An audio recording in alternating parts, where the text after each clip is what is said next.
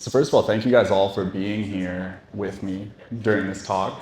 I want to acknowledge one of my favorite things to acknowledge whenever I do one of these, which is just the level of nervousness that I feel coming into them. And one of my favorite things from a mindset perspective to think about when it comes to nervousness is that's literally the feeling of you growing in real time. That is the feeling of you stretching your comfort zone, stepping out from yourself, and actually stepping into a new version of yourself. And so I always like to call that out at the beginning. It's not like I don't get nervous before I do this shit. Every time I get on stage, every time I do a talk, I'm like, oh crap, what if I say something stupid? Everyone's gonna make fun of me. And I'm like, oh, that's exactly the right thing to be feeling. If I'm not feeling that, I'm not actually trying stuff that is actually scary to me and is actually expanding me. So I want to let you all know that first and foremost, as we go through the PowerPoint today, I'm going to record this whole thing, so you do not have to take notes on every little detail, but you can if you want to. And if I can figure out why it's going through all these, that would be great. One of the things I want to say is I'll upload all of this to the Discord. So if you are not already in the Discord, make sure you get into the Discord, because that is where you'll be able to access this primarily. And if I can fix my thing here really quick as I talk at the same time. I could just talk from behind the screen too. That'd be kind of fun. Very like Wizard of Oz.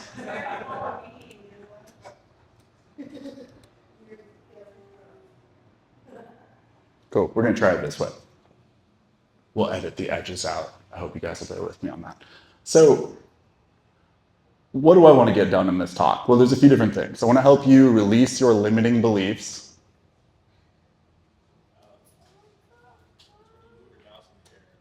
Aha. Very good call. Thank you for that. So, I want to help you release some limiting beliefs and stories that in your life in general hold you back. I want to help you get out of your own way and get into the flow, whether that's music production or whatever else it is you do.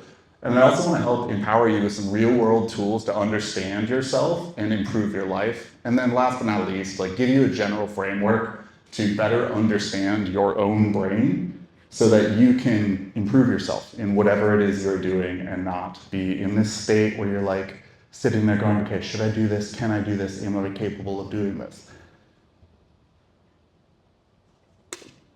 So a little bit about me, or as I lovingly entitled this section, why the hell should we listen to Alex about any of this stuff? I've been a psychedelic facilitator for a living for about 10 years now. I've worked with over 900 clients during that time, helping them through some of the deepest moments in their life and helping them work on every trauma, every emotion, everything that could be possibly fucked up under the sun. I've really seen it all at this point, as well as worked on myself during that time. I've really helped myself upgrade my mindset, develop myself, and get to a point where in most areas of my life, I don't hold myself back anymore. If I want to do something, I just go, okay, let's do that. Let's go try, let's go start. And there's no internal conversation, no negative self-voice that says, you can't do that, you're too fresh to it, you're too new, it's too hard. And so this is something I want to impart upon you guys today, is just that ability to dive into things wholeheartedly and bring yourself forward in your life. Now, a quick note on mindset. Your mindset and the stories you tell yourself impact literally every single thing you do every single day. And one of my favorite stories to tell about this is I was walking with a friend one day, and he literally sees a $5 bill on the ground. He looks at it and he goes, oh, that's probably fake, and doesn't pick it up. And I just had this like moment of clarity of like, oh, that's what mindset looks like in real time. Like he literally told himself a story to not even check, not go, okay, let me pick this up and see. He went, no, that's fake. And that impacts everything in his life. And one of my other favorite stories to tell, there's this parable of the Japanese farmer, and y'all may have heard this one or may not, but it's this Japanese farmer. And one day his son is taking care of the horses and the horse runs away. And all of the neighbors are like, oh my gosh, that's so terrible. And the farmer goes, maybe, we'll see. And then the next day the horse comes back and it's with a couple of wild stallions it found out in the field. And all of the neighbors are like, that's amazing, how great. And he's like, maybe, we'll see. The next day the son is trying to tame the wild stallions, breaks his leg. All of the neighbors, that's so terrible, what the hell? And he's like, maybe, we'll see. Next day, the army comes around, there's a war going on, they're recruiting people and they're drafting people in. Turns out his son's broken leg means he can't be drafted. Stays home, lives through the war, and so on and so forth. And it's really this idea of when we go through our life, we have all of these things we interpret, and we interpret them through the lens of story, and that story often has very little bearing on reality. I bet each and every one of you can look back at a certain moment in your life where something terrible happened, and then down the road of that, you grew, you up-leveled, something good happened. And in the moment, when we can start to think from that frame of mind, it really changes the way that we interact with our own life. So that's some of the stuff we'll talk about today. So just quickly, an overview of what we'll cover today. We're going to cover the mind and how to understand your mind on a fundamental level. We're going to cover your emotions, which especially any of the men in the group, I'm calling you guys out. We're real bad at feeling our emotions and dealing with them, and it's so unbelievably important to living your best life, the ability to hold your emotions. The ego, and why it isn't necessarily your worst enemy, and how you can actually harness it to do amazing things in your life. And we're going to talk about a framework or a systematic approach to unpacking and tracing the roots of your patterns. And then I'm going to go into some real tactical, concrete tools of what you can actually do on a day-to-day basis to improve yourself.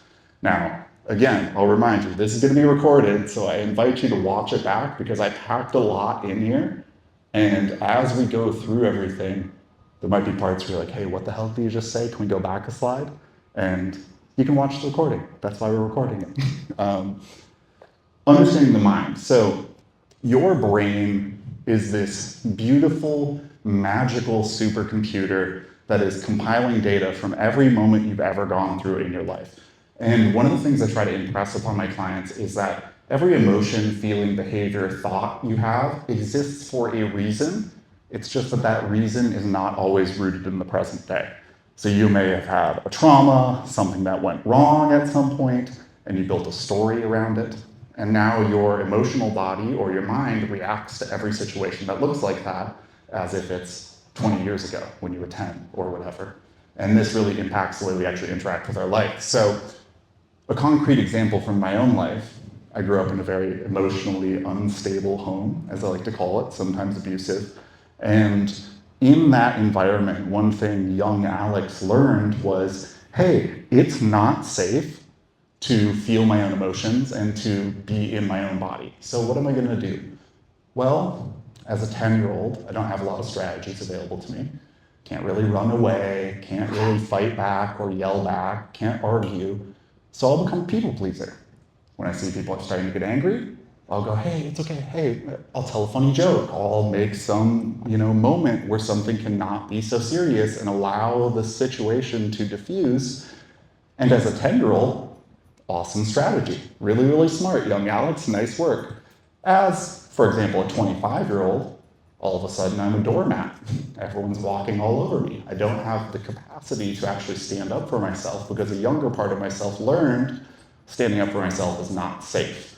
And so this is just an example of when we understand the way that our mind actually creates stories at different points in our lives, we create the ability to go back in and pick those roots up, pull them out, unpack the story, see if it's actually true or not. Usually it's not.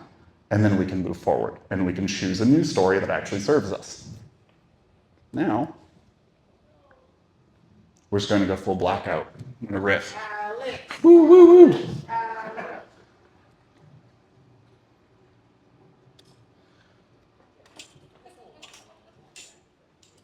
So, it wouldn't be a good talk if there weren't some problems to throw me off and get to challenge my own mindset. So just a quick side note on trauma, because this is such a buzzword lately. People talk so much about, I've got this trauma, I've got that trauma, and cheers, y'all. And really trauma can become this overused word that it becomes meaningless to us, where we're like, oh, I've got this trauma. It's like, you just had a bad day at work. That's not inherently traumatic. And so one of my favorite definitions of trauma is this, which is trauma is a moment in your life that negatively impacts your ability to move forward in the ways that you want to show up as your most authentic self. And that can literally be anything. I think when people think of trauma, they think of these huge crescendo moments, but trauma can also be small, it can be repetitive, it can be that one kid at school that was mean to you over and over again. and you built a story around that, and you became a certain type of person.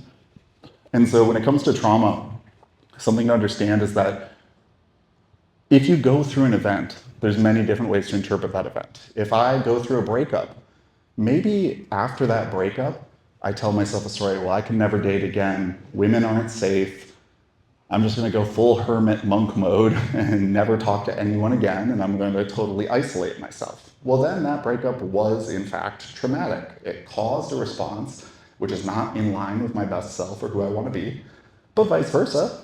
Maybe you go through a breakup and you're like, all right, I'm really gonna commit to my self-care. Like, I'm gonna be my best fucking self, and I'm gonna level up, and I'm gonna choose better partners, and I'm gonna be a really good version of myself. Same circumstance, no longer traumatic. And so this is a fundamental understanding, because I think that people, when they talk about trauma, can get into this spot where they don't view the things in their life clearly. Just a quick few concepts that I've seen over and over again have really changed clients' lives for the better. One of my favorites here is the first one, which is emotions are neither good nor bad. We all tell ourselves stories about our emotions. You feel sad, you feel angry, you feel anxious, and then we layer a story on top of that. We go, ooh, feeling angry is bad. But the same anger that maybe makes you yell at your spouse, and then you're really shameful about that, is also the same anger that like maybe makes you fight some injustice in your environment. You know, you stand up for yourself, you go advocate for a cause that you care about. And so that emotion itself is not good or bad. It is just a trigger which allows you to then take an action. And the action you take is the thing which we can assign this lens: good, bad, pleasant, unpleasant, positive, negative. Everything, and I do mean literally everything you do, is a pattern or a blueprint that worked for you at some point in time. This can be really hard to see, I think, because when we're adults, it's hard to trace back the roots to when we were younger of why we started certain behaviors. And again, calling back that same pattern of me showing up in front of my parents and trying to like make everything okay all the time. When I was 25, it was hard for me to see that. It was hard for me to see like this people-pleasing behavior is because my parents were really shitty to me when I was a kid, and I wanted to make everything okay, and I wanted to make mom and dad love each other. It's like hard to trace that back, but I promise you that what I see over and over again with clients is everything you do comes from some moment in your life where that behavior that you are employing worked for you in some way. It served you in some way. And so one of the permissions that this gives that I love is that you're not broken. Like, you're not an illogical, crazy human that's doing things that make no sense. You're doing things that make a profound amount of sense at some point in time. It's just maybe that point in time is not right now. Maybe it's 10 years ago, maybe it's 15 years ago, maybe it's 5 months ago, depending on what happened. We're going to figure that part out. So, the one other one that I like to talk about here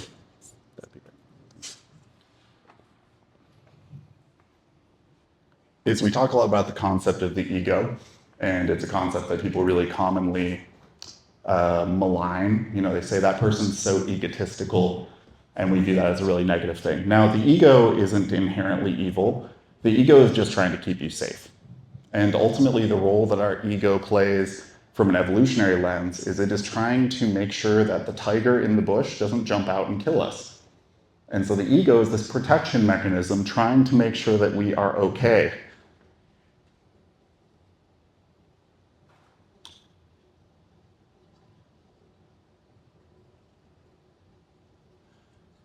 This is one of my favorite metaphors, and as you'll see through this talk, I love metaphors because I think they are the best way to get concepts to really land for people. I like to think about the consciousness and the psyche as a hot air balloon. And so you are in the basket of the hot air balloon, and your consciousness is being carried by the basket. Your trauma, the negative things that have happened to you, are like the sandbags on the side of the basket that are impacting your ability to fly. And then in the engine of the actual hot air balloon is whatever type of fuel you choose to burn. So for some of us, for a good long time, that fuel is anger, it's hatred, it's fuck you, I'm gonna show you I can do this, watch me.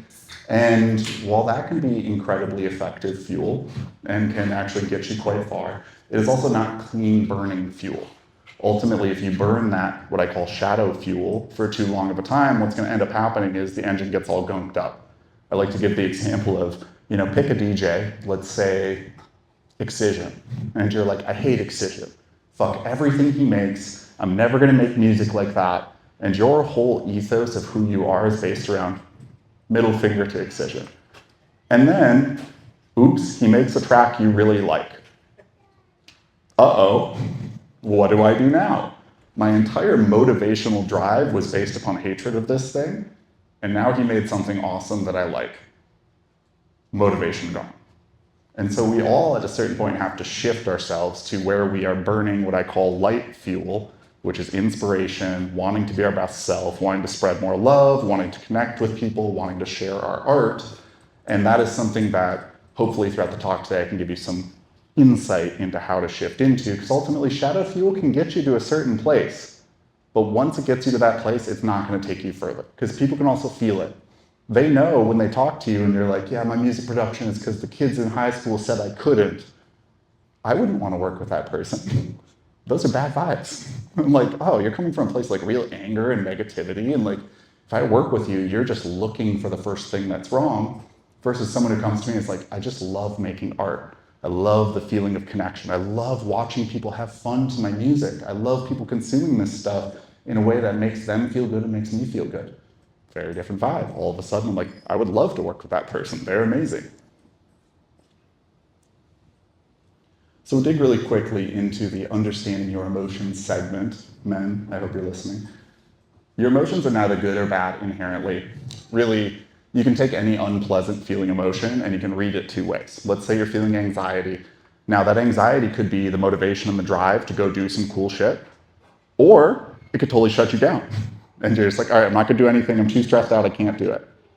Same emotion, different reaction. Emotions are really like these alarm bells within the mind, which are signaling to your consciousness to move towards or away from something. And evolutionarily speaking, this is what they are for. Like fear is not meant to mean you never do anything again. It's meant to go, okay, get away from that bush. There might be a tiger in there. We need to go over here. Let's be safe. It's only really in like our present day society where there's this new frame around this, which if you imagine you lived 1,000 years ago in a tribe somewhere and everyone in your tribe hated you, that would probably actually like literally translate to physical unsafety. You'd probably not get food, and maybe they would actually try to kill you. Only very recently in human history do we have this idea where it's like, all the people around me could not like me and I'm totally physically safe. And so from a biological perspective, there is no difference between the emotional reaction and the feeling of safety, of whether or not I am physically safe, because that's so recent in our evolution that we don't know yet. The biology hasn't caught up to the fact that like, yeah, people could not like me and I'm still safe. I'm still good to go.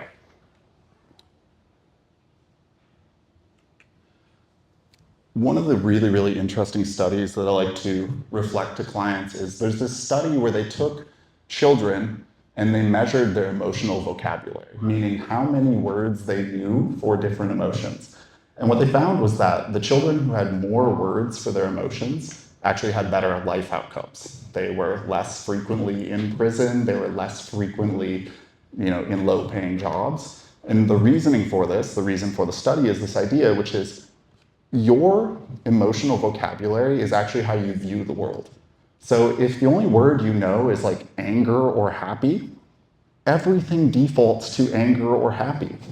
If something bad happens to me and I feel abandoned by my friend, well, then I'm just angry and I react like an angry person would.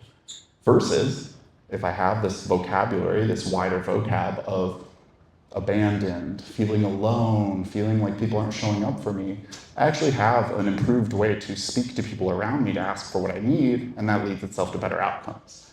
And so really, really interesting from this perspective that as you gain more of a grasp of the way to understand yourself, you actually gain a better tool to navigate the world. I always like to give the simple, silly example of, you're in an argument with your partner, and you're like, hey, I'm just angry at you because you were mean to me. Well, that's not gonna probably solve anything. Like, you're probably not gonna fix the problem based upon that really low resolution statement. Rather, if you take them and you go, hey, when you did that thing, it made me feel really not respected and like you don't really care about me. Was that your intention? All of a sudden, we can have a real conversation. We can actually shift. We can move into a new space. We can understand each other better. They can share, like, hey, that wasn't what I was trying to do. I was trying to do something different. And we actually get to move forward in a way that doesn't invite conflict and further combat.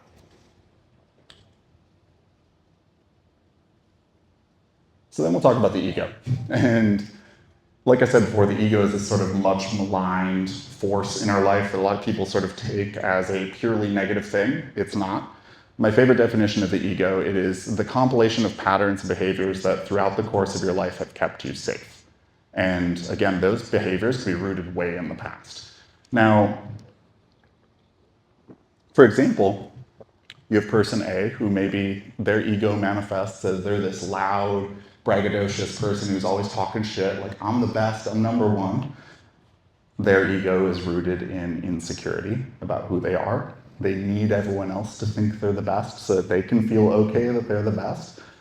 I think that example is relatively obvious for people. However, on the other side, maybe there's the super shy person who never speaks up for themselves and they're very closed down, they don't express themselves. This is ego as well, because their story is, if I speak up for myself, everyone's looking at me.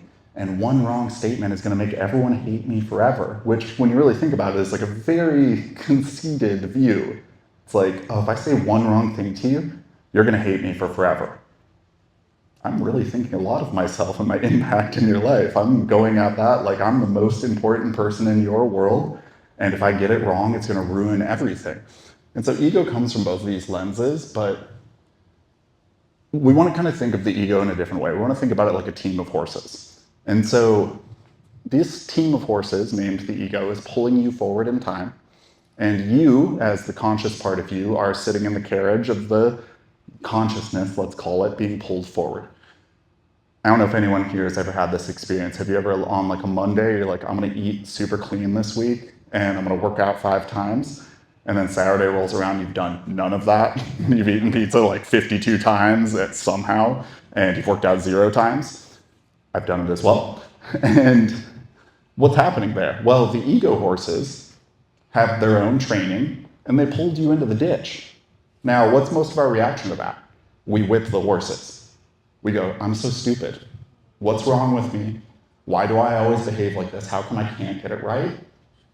Instead of going, hey, are the horses okay?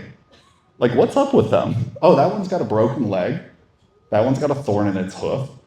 That one is like frothing at the mouth because it's been running so hard to keep us safe for 20 years that it's exhausted. And so it's this understanding that like your ego is trying to keep you safe. I have this really, really poignant example, which, trigger warning for anyone in the audience is a relatively dark one, but I had this client who was overweight, and she was really struggling with losing weight, and she kept struggling with it.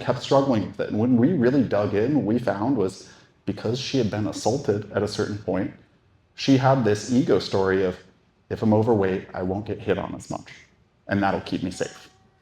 And so every time she would try to lose weight, the ego would jump in and go, no, no, no, stop eating healthy, that's dangerous, we need to stay safe.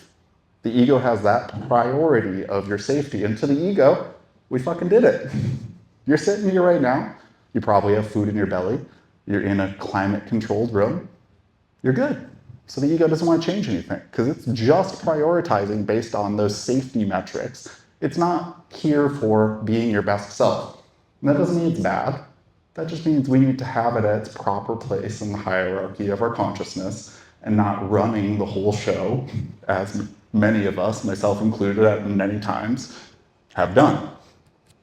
Additionally with this, I like to talk about how shame and guilt are not effective tools to get you to change. So again, same example. You said you were going to work out this week, you didn't, and you beat yourself up about it. That is a success rate of approximately 0 and changes nothing, except for you feeling even more like crap about yourself. And what I share with clients all the time is like, if shame and guilt were going to work, you'd be perfect by now. And so would I, and so would everyone else here. Like, we do it to ourselves all the time. I'm such an idiot. I should be better at that. It's so simple. I can just be better. It's not a knowledge gap. Like if I say to myself, I want to eat clean this week, I know what that means. That's not confusing. I know generally some of the things I should do, but if I don't do them, there's a disconnect. The ego is protecting something else, which it views as more important.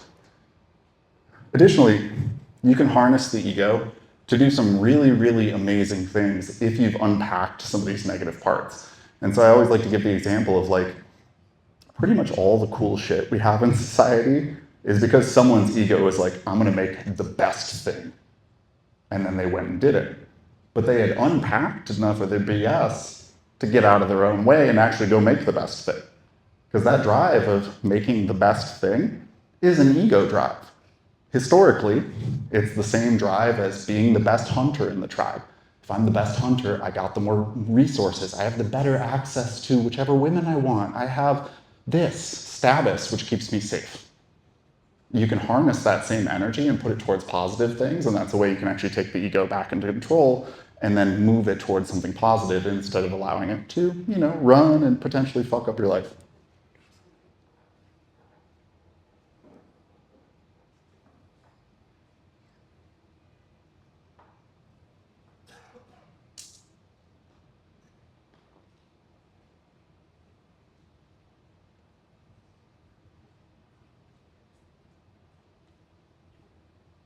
So I want to talk a little bit about one of my all-time favorite tools for actually like doing this work.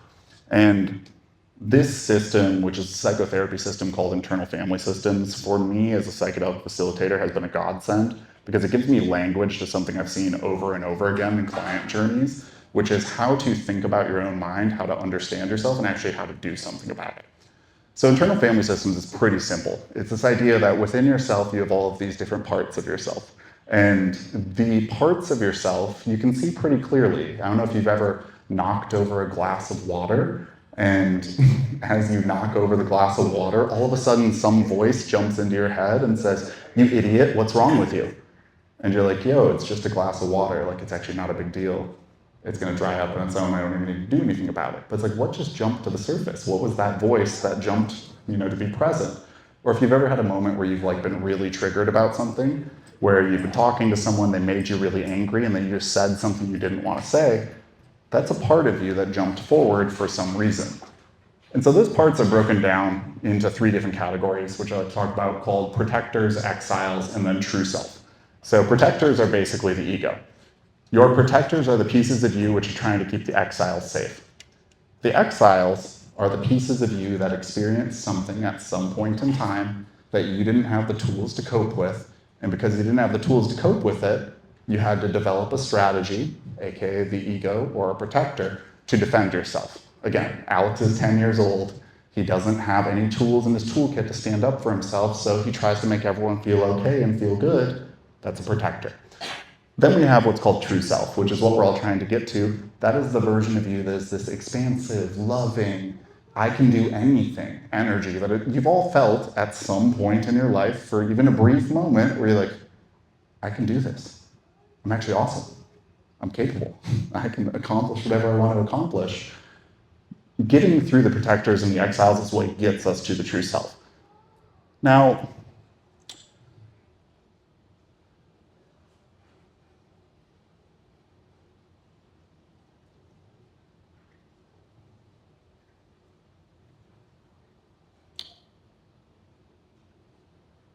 internal family systems is characterized by really a pretty singular approach, which is this approach of being curious about yourself.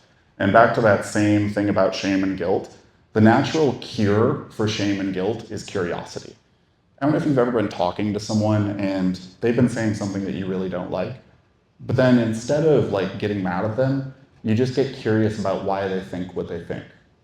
And you start to ask some questions. And you go, okay, hey, why do you believe that?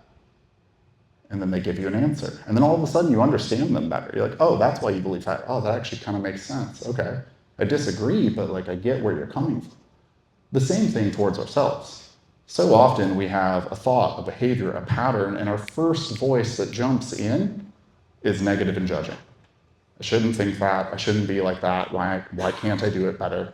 And curiosity is really this natural balm towards that judgment. The moment you are curious about something, you are no longer judging it. You're trying to find out more. You're trying to get details. You're trying to see, like, why is this here? How did I get this behavior? And one of the approaches of internal family systems is just the idea of being curious towards your behaviors. Instead of viewing them negatively, view them as, why is this here? This exists for a reason. What is that reason? You can map this onto any behavior. For me, from the ages of like 15, 16 to like 22, I really struggled with alcohol. I was drinking like 6 nights a week, blacking out most of the time. And I tried all the basic things. Oh, go to AA. Didn't work. Just quit cold turkey. Didn't work. So what was I to do? Well, what I did, which I'm not recommending necessarily, was I took 5 grams of mushrooms alone in the dark and said, we're going to figure this fucker out or we're going to end up dying. Obviously, it worked out. But one of the really, really base level things that I learned about myself was, okay, where is this urge to drink coming from? And what I saw so vividly in one of those journeys was this moment where I was going through a breakup when I was like 15. And I don't know if you guys have ever been in a breakup when you're 15, but it feels like the world is ending and you're physically dying. Everything is going wrong. And at the end of that breakup, I had so much emotional heaviness and I didn't know how to unburden that. And so I wanted to talk to my guy friends about it, but there was all of the normal judgments of like, okay, if I cry in front of my guy friends, I'm gonna get called this name and they're gonna think less of me. And so what did I do? I got drunk with a couple of my guy friends and then I was able to open up. And I remember so vividly that next day after that, feeling like, I feel so light. I fixed it. Oh my gosh. Now my ego went, alcohol equals emotional connection. And it built a really insidious little pattern in there that just said, every time we're feeling disconnected, the thing for us to do is to drink. Now, give the devil its due. In that singular instance, that actually worked. That's the tricky thing. It's like, that was actually a great tool for that in that one moment. Now, are there better tools? Duh. Did I have access to those tools at 15? No. That was the tool I had in front of me. And so all of this difficulty I was going through of trying to quit was just based around me not feeling connected in my life. And so that actually made the roadmap of like how to quit drinking very clear. Took an entire year off of drinking because I was like, oh, I just need to build in more connection. So for me, that was like men's circles and like spending time around other guys and really consciously choosing to connect. But it reframed that entire relationship and made me realize like, oh, I have this pattern. And I was viewing it so negatively as like, I'm just broken, something's wrong with me and I just can't fix it. In reality, it was something that was totally logical, that my brain just learned as a pattern at a certain point, and then I just kept running the pattern, because why would you update it if it's working until it gets bad enough and it's not working anymore? When we approach our protectors or the pieces of our ego that are trying to keep us safe with curiosity and compassion, they are really like these most beautiful trailheads that allow you to walk towards what is actually wrong with your mindset. And so one of the invitations I give people is, oftentimes we try to positively manifest our mindset. We go, I'm just gonna tell myself I'm enough times in a row that I believe it. Your brain is so smart. And your brain knows everything that you know. Why do you think you're gonna be able to trick it by saying something that is obviously not true? It's like telling yourself, sitting there going, I am rich. And your brain immediately goes, no the fuck we're not. What are you talking about?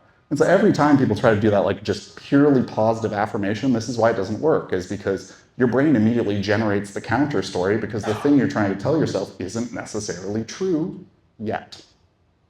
The curiosity approach, there's nothing for the brain to fight against. You're just going, why is this here? Well, I've got an error in my code. Where did that come from? Who coded that in? Was it my parents? Was it my friends? Was it that first relationship? Where does this come from? When you understand that, that is the single biggest upgrade you can give yourself on a mindset perspective. So one more slide here on this piece, which is just why is this stuff important? Most people, when they're trying to work on themselves, treat themselves like an adversary to be conquered. They treat themselves like they're doing battle with themselves, like they have to beat themselves up enough to get through to themselves. And it's just really like the wrong way to go about it. When we do that, we're treating ourselves like we're broken or illogical, and it's really damaging to your self-esteem because you're telling yourself a story that is literally like, something is so wrong with me that it's unfixable, and it makes no sense. Instead of going, maybe this thing I do is actually really logical and it comes from somewhere, and if I could understand that, I could fix it. Much more empowering story that you can live into instead of living into that story of like defeatism, like I'm just broken, it's just the way I am.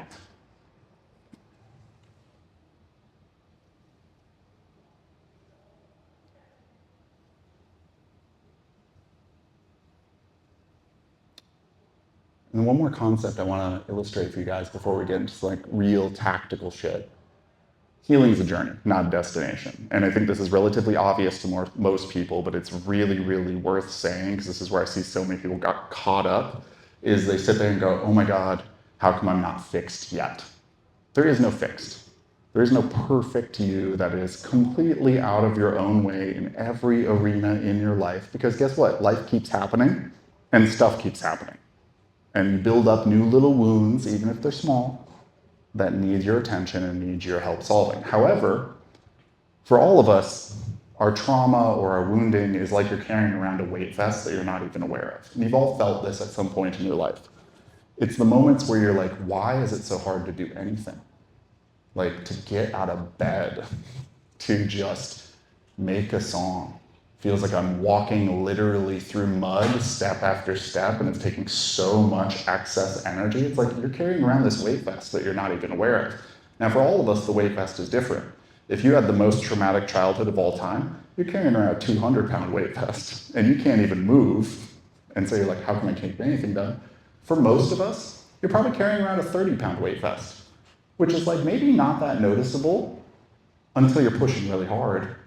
Like, man, how come I can't just hit that upper limit? How come I can't just break through that next level? It's like, yeah, well, you're trying to run a marathon carrying 30 extra pounds. Like, of course you're not running a record time.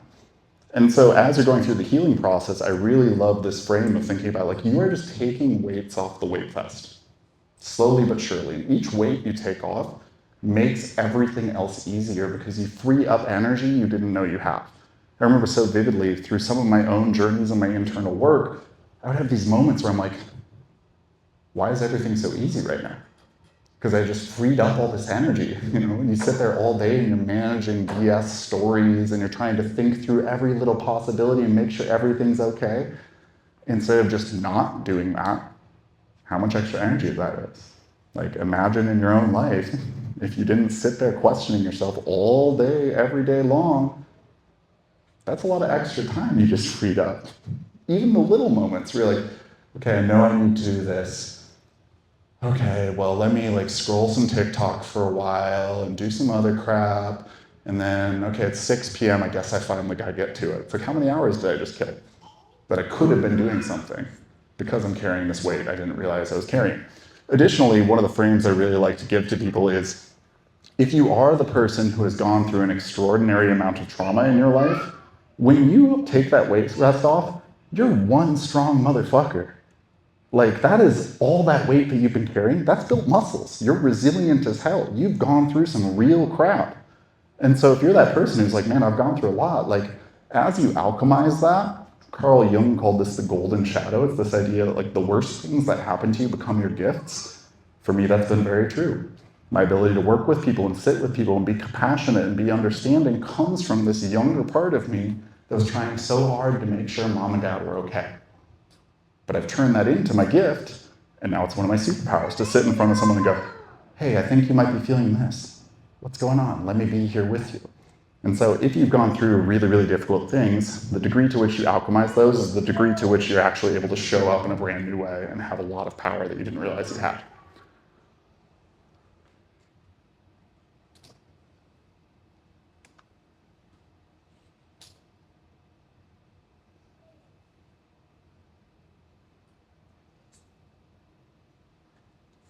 So let's talk a little bit about a toolkit here, which is all the reasons why you, as a person, can take some of these tools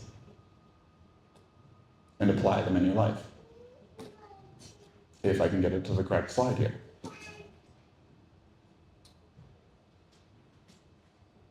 Here we go. So I'm going to go over a bunch of tools here, and I'm going to do them real rapid fire because I don't want to take up 6 hours of you guys' time. But what I will say is the overarching theme of every one of these tools is your ability to be present with yourself and your ability to understand yourself. We all, myself included, spend a significant portion of our day running from what we are actually feeling under the surface. We do it through TikTok, we do it through alcohol, drugs, we do it through porn, we do it through fitness, we do it through all sorts of things. We avoid ourselves. Ooh, I'm feeling something uncomfortable. What are the ways in which I can not feel it? Here's 100 ways. So really all these tools are centered around like, can you be okay with yourself? Which when we talk about mindset, like the ultimate superpower is the ability to be alone with yourself in silence and be okay with yourself. I really, really pride myself on, because of the work I've done, when I sit in meditation, I sit with myself, my inner voice is really, really nice to me. Inner Alex goes, Alex, you're doing such a good job. You've got this. I love you. And I'm sitting there meditating like, oh, this is awesome. I love meditating. It's so easy. Why do people find it hard?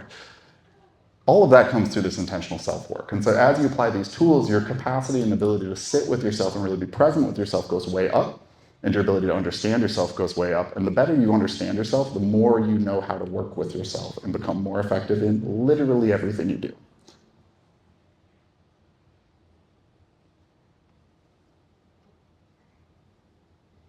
So here are the tools. You're going to look at a lot of these and go, yeah, well, I know about meditation. I know about journaling. I know about being in nature. I know those are important. And what I want to frame to you is there's a lot of ways of doing these that are, let's call them less good and more good. And so I'm just going to touch on a couple really quickly here, meditation being the first one. Who here has tried meditating at some point? Cool. And who here has an active, present meditation practice that they do at least 3 times a week, let's say? Sounds about right. So it's about, 95% of the room has tried meditation at some point, and about 10% of the room has an active practice. Why does that happen? We set the bar too high, and we aim at something that isn't realistic. The goal of meditation when you're first starting out is literally the ability to sit for 5 minutes and just be without distraction. It's not to clear your mind. It's not to be in some perfect Zen state where you love everything. It's just sit. 5 minutes, no distractions, which is actually really, really hard in our present modern day media environment. It's really easy to just get on TikTok instead and watch a bunch of hyper-stimulating things and avoid yourself. And so when I talk to clients about meditation, one of the things I try to impress upon them is like, start super small. Hey, this week I'm going to sit down for 5 minutes 3 times. That's it. That's the goal. The goal is not feeling a certain way. The goal is building the practice of, can I sit with myself for 5 minutes?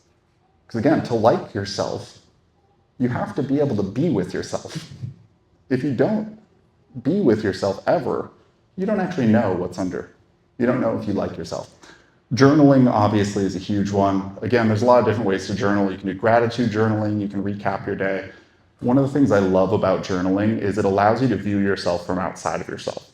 I've had plenty of moments in my life where I look back at old journal entries and I go, that's weird. Every Wednesday at 3 p.m. I get into a really bad mood. What's up with that? And then I reflect upon it a little bit. I'm like, oh, every Wednesday at 3 p.m. I interact with Steve at work that I don't like very much. Oh, wow. Magic. Now I've observed the pattern from outside of myself and I know what the problem is, and then I can go fix it. Journaling really is the superpower for this reason, because often we're too close to the problem. When we're agitated, worked up, in an emotional state, it's hard to think clearly about it, but if you put it down on paper, you'll see patterns for yourself. We talked about internal family systems, which I can recommend a really great book called No Bad Parts by Richard Schwartz. He's the founder of Internal Family Systems. Or you can go find an internal family systems therapist. It really is the most effective form of therapy out there, in my opinion, aside from psychedelic assisted therapy. Plant medicine work, I put that there selfishly, but I do really believe in it. Cutting out toxic, negative influences in people. I mean, I think this one is relatively obvious to people, and yet they still have that one friend that every time you show them a new track, they go, I don't know, it's not very good. I don't really like it. It's why do you still have that friend? They're not even giving you good feedback. It's not positive, critical, hey, the drums are a little too fucking loud there. They're just telling you they don't like it because they don't want you to win. And if y'all aren't familiar with the crabs in the bucket syndrome, Man, you can have friends who you're trying to escape a boiling pot and they want you down in that pot because if you get out of the pot, that looks bad on them. If you shine too bright, ooh, then it illuminates how much they're not doing the work. If you have those people in your life, they gotta go. And it is one of the harder parts of self work because you do have to be kind of ruthless about it. Doesn't matter if they're your friends since you were 10. If you want to be who you want to be and they're not on the same path, sorry, like, do you want to spend your whole life making this one friend happy, or do you want to make yourself and everyone who you could possibly know who is in line with what you're trying to do happy? For me, that second option sounds a lot better than making myself unhappy just because I happen to be in the same location as someone going to middle school. What does that actually mean anyways? It's not a real connection, a real bond. Being in nature, obvious, nature super healing. Identifying a self-care routine, affirmations, I'll touch on this one super quick, but affirmations when done correctly looks like talking to yourself about being in a process. I am healing every day. Each day more abundance flows into me. That's a story your brain can't challenge, at least as easily as I am rich. I have $1 million in my account. Brain immediately jumps in, no, we don't. What are you talking about? We absolutely do not. And so affirmations, when they're really at their best, is this positive in-process statement versus a literal right now statement. Self-hypnosis and hypnotherapy, one of my favorite life hacks I'll give all of you, but especially those of you who are music producers, make yourself a meditation track that uses your own voice and listen to it for 20 minutes before you go to sleep. It is literally the ability to talk to yourself as you're in this liminal state, which if you don't know, right when you wake up and right before you go to bed is when your brain is the most malleable. It's when you can change your mindset the most easily. And so what you consume in those two frames is the most important. For most of us, that's Instagram. We wake up, better check Instagram. Any new likes? Any new follows? Why am I so distracted all the time? Right before bed, better watch some YouTube. Wow, that's crazy. You can take these moments in your life, really upgrade them by being intentional about them. And a self-hypnosis track where just literally, I have one that's 20 minutes long. I like to listen to it before I go to bed sometimes. I just talk to myself about the positive things I want to do and how I believe in myself. Cool, easy, done. Take you 20 minutes to record. And then you've got this like literally your own voice talking to your own consciousness, which is way more impactful than like listening to some chick on YouTube. You are enough. I believe in you. Okay, thanks, person I don't know. How do you believe in me if you don't know me? Okay, it's not clear. Thanks, though. I appreciate it. Gratitude practices, big fan of this. When you start to focus your mind on the positive things in your life, you find more positive things in your life. Sit down at the end of your day, go, what happened that was good today? And the trick to gratitude practices, you actually have to feel it. So you can't just say, I really enjoyed my morning coffee. You have to go, oh, it felt so good sitting there with the warm coffee in my hand and just being present with myself and being in my body. Man, that felt so good. That's what an actual gratitude practice looks like, not just, I had good food today. I liked that people were nice to me. I did it. Mirror work, huge. Sit in front of yourself in the mirror, literally look to yourself. Again, using the affirmations in the way that I just talked about, in process statements. Hey, Alex, I believe in you. You're doing better every day.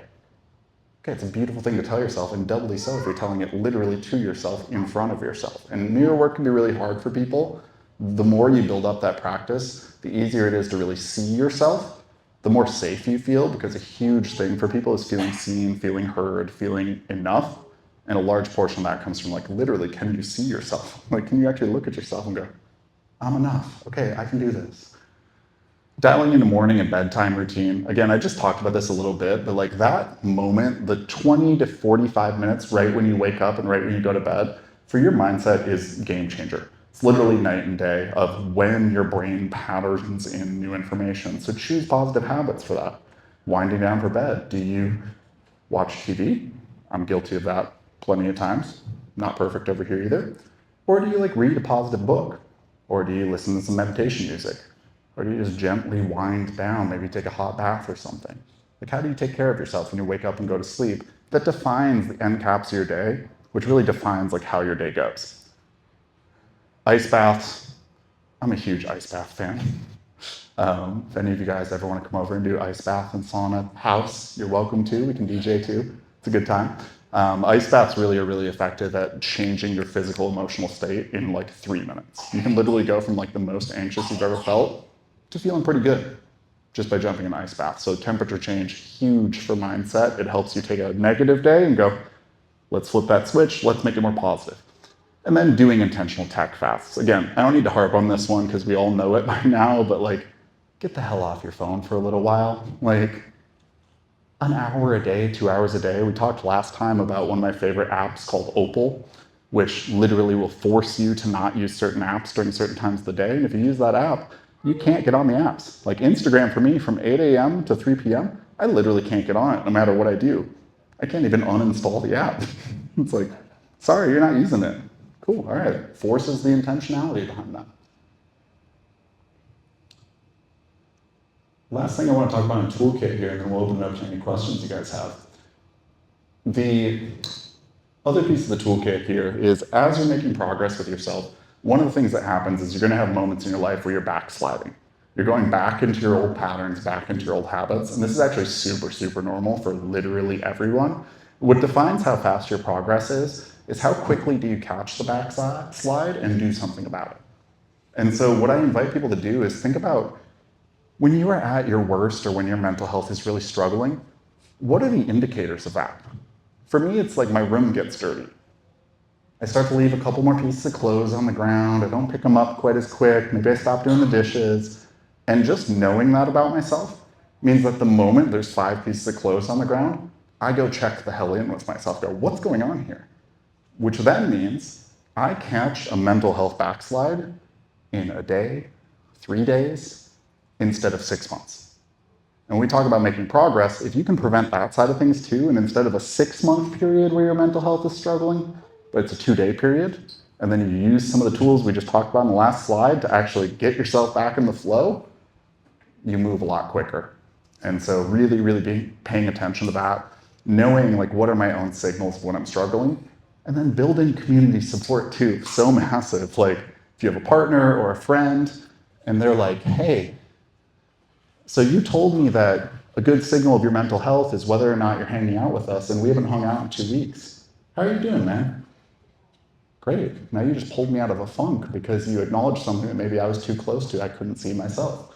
So like community support, massive, huge upgrade. If you have it, if you don't have it, go get it. It exists. It's literally right here. You can find an accountability buddy in the group, I'm sure, who will be happy to hold you accountable and help you with all this stuff.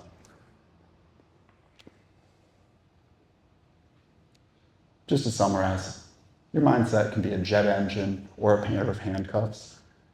Counter to how most people approach it, you can't simply wish or manifest your way into a healthy mindset. You must intentionally, methodically seek to understand why you have a negative mindset, behaviors, or patterns, and then untangle the related pieces so that you can like pull up the roots of these old patterns. And when you do that, everything gets a lot easier.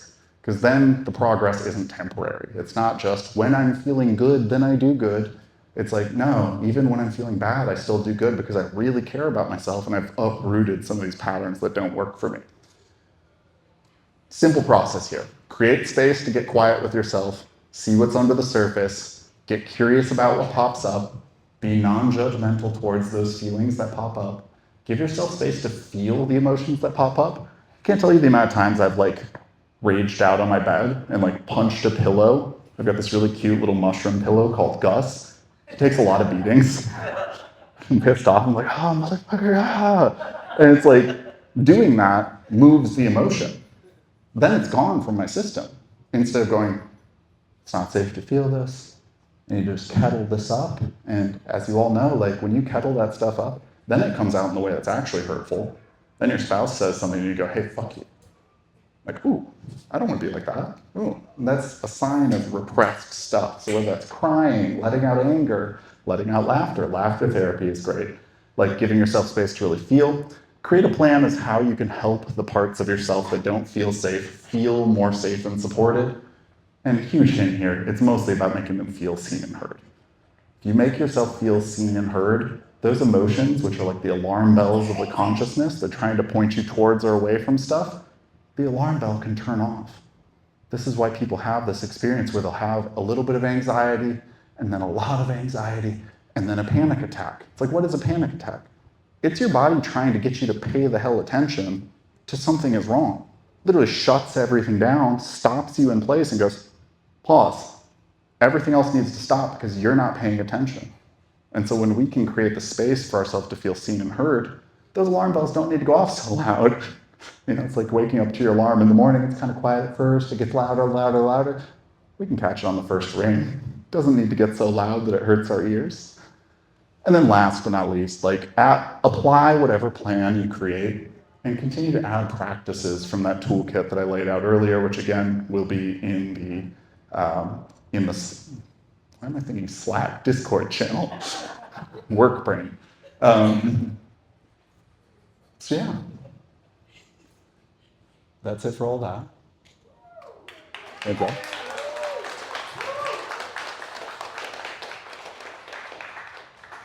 So now we can open it up to a couple of quick questions. So, Sarah? Awesome.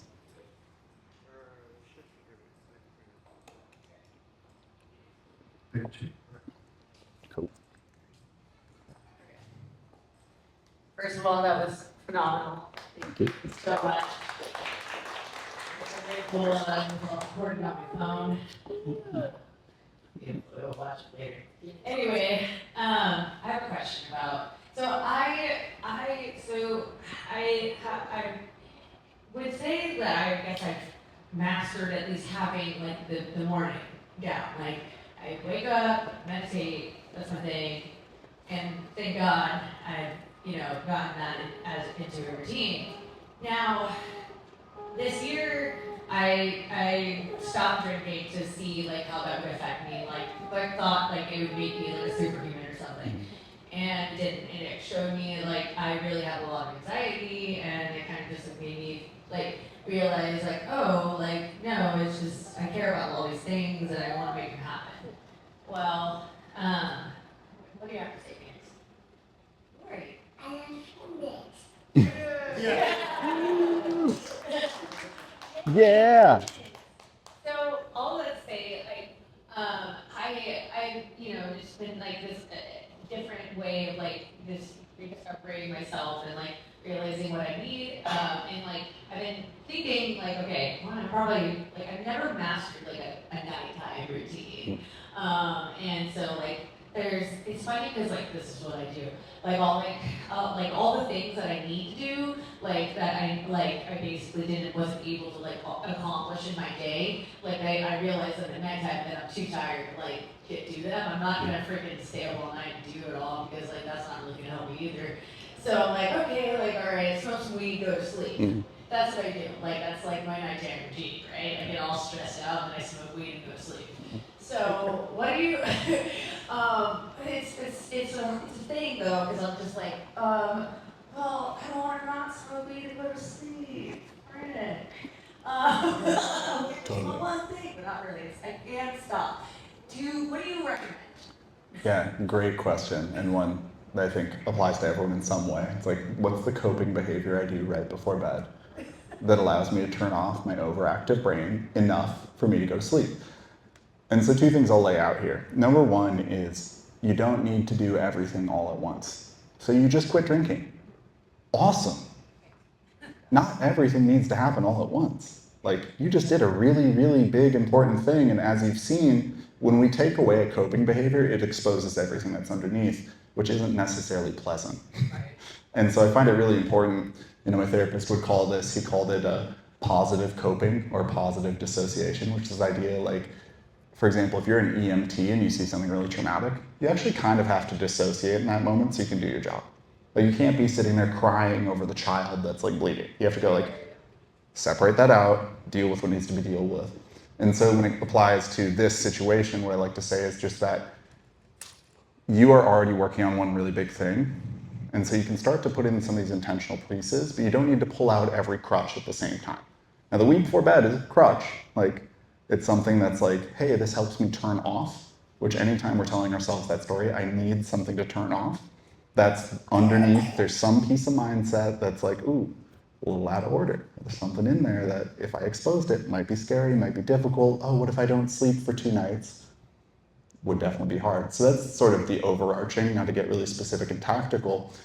What I would invite would be, number one, choose something else to replace or substitute for the weed and have it be something, yeah, fantastic. It's a good speech. Choose something else to substitute for the weed, and the way I like to frame this is like, let's say you go, okay, for me to earn smoking before bed, I'm gonna meditate for 10 minutes. And then when I'm done meditating, I'm gonna see how I feel and see if I actually still want to smoke.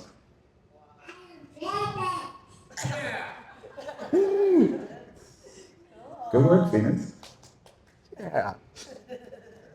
So that's the substitution behavior, which is simply like, take one thing that you know you don't want to be doing before, put a habit that's positive before it, and in that habit that's positive before it, check in with yourself after the positive habit and see if you still want to do the other thing. And there's going to be some times where you won't. Maybe that's just once a week where it's like, now that I meditated, I'm actually just ready to go to bed. Cool, that's a win. We did it. And that'll escalate over time. Thank you so much. My pleasure. Who? Right here. If you can wrestle the mic away from Phoenix, might be hard to say. That's all right.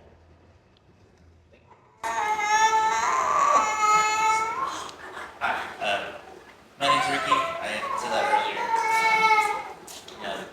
Definitely something that one of my favorite DJ groups from Austin. They're called the Wave Dash. I met them a couple times. Even I guess like lead. I talked to him a couple times because he actually went to my high school. And an experience that I asked him, like, well,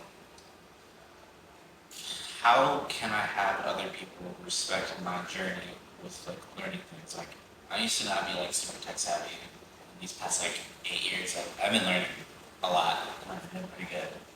But when I collaborate with other artists and when I collaborate with other people that are also musicians and DJs and producers and whatever, just because I'm not as fast as them, as pressing these commands or freezing and flattening super cool sound design things and knowing how to do these processes super fast, it usually turns into a thing where they're not respecting my journey, they're not taking the time or the patience to understand like, hey, I am trying to learn here too, I don't know what you're doing, I'm asking questions, and usually they don't want to be patient or teach or just be a friend.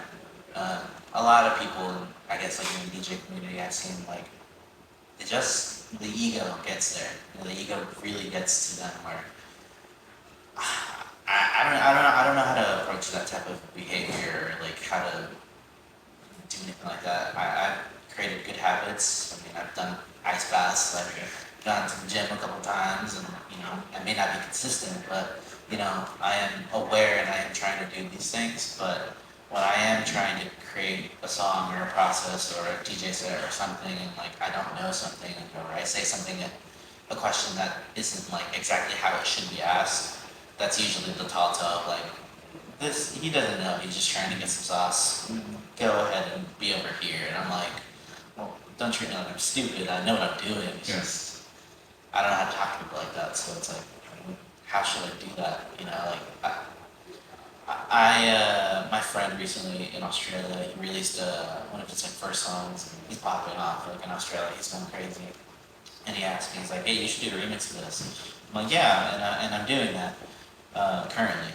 But every time I go on Twitter, it's like hundreds of other people are already so much faster, and I'm like, I almost feel embarrassed to talk to him and be like, hey, I have like section A to B and C, but I don't have it mixed and mastered. I don't have anything like that. I'm like, I have my heart in it, but like I don't have the technical skills to do it. So it's like, I'm stuck.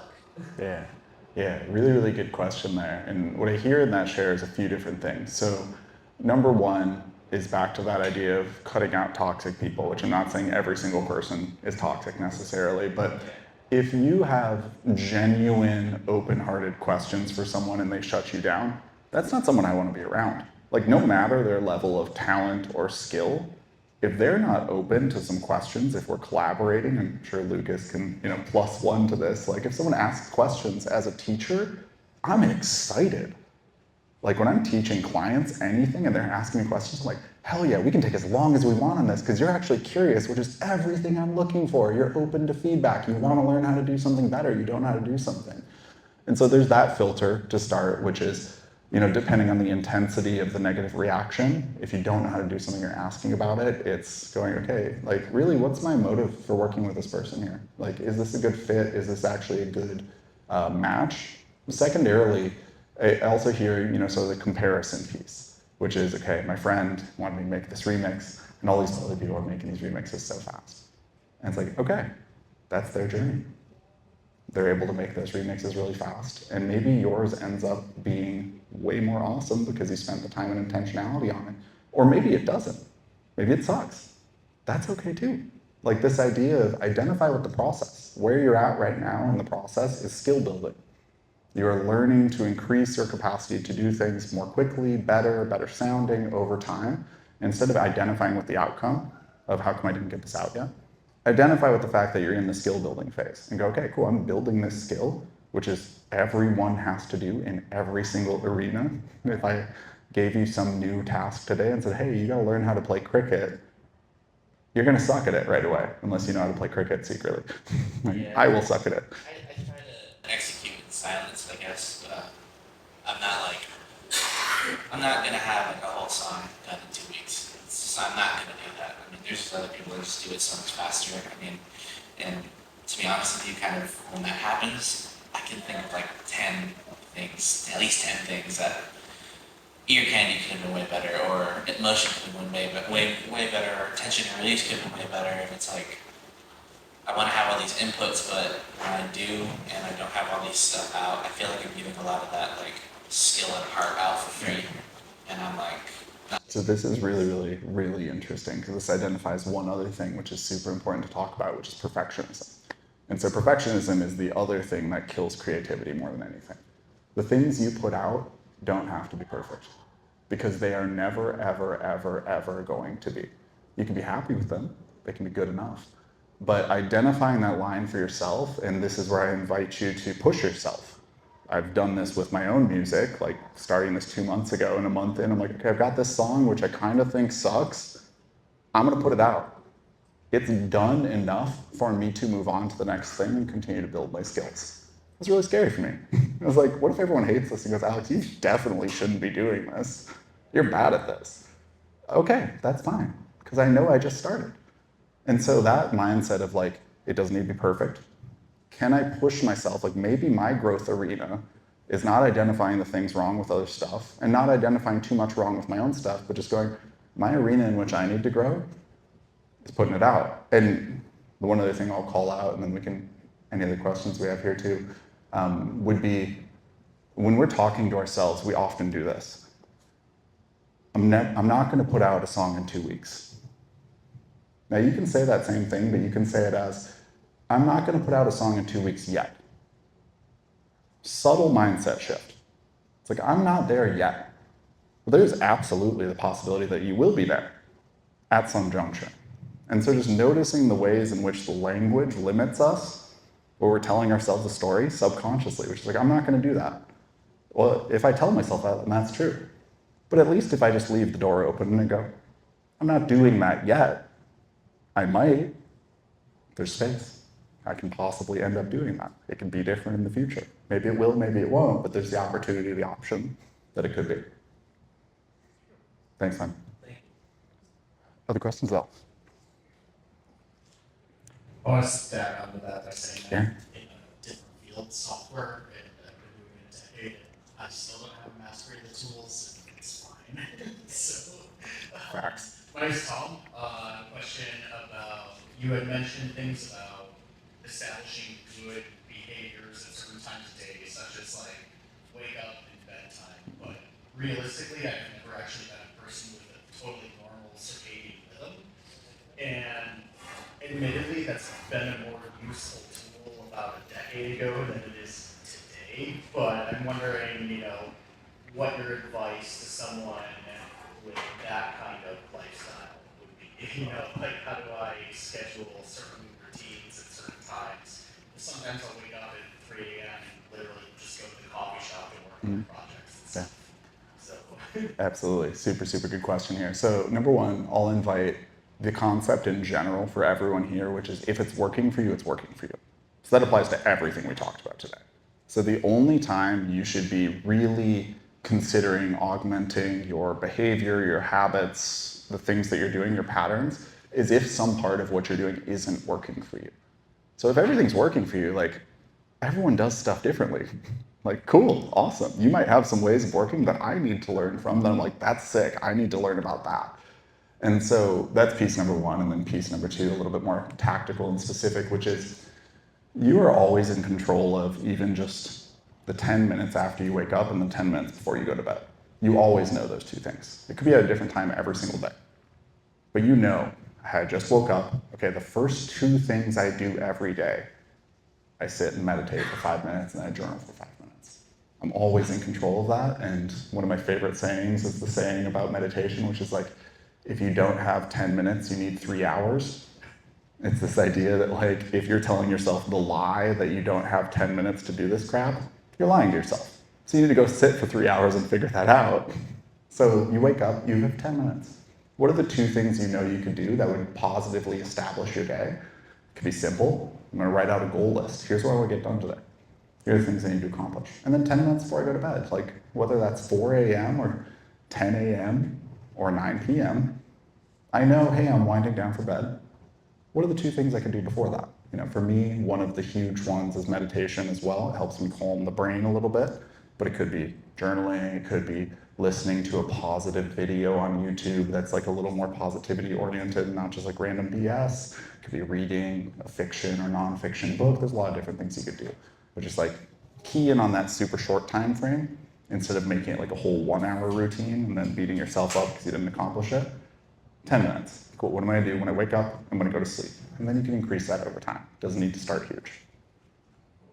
Yeah. I think we got time for one more real quick. So anyone else have a question, we can dive into it. Going once, going twice. Cool. Awesome, y'all. Thank you so much. Appreciate you guys.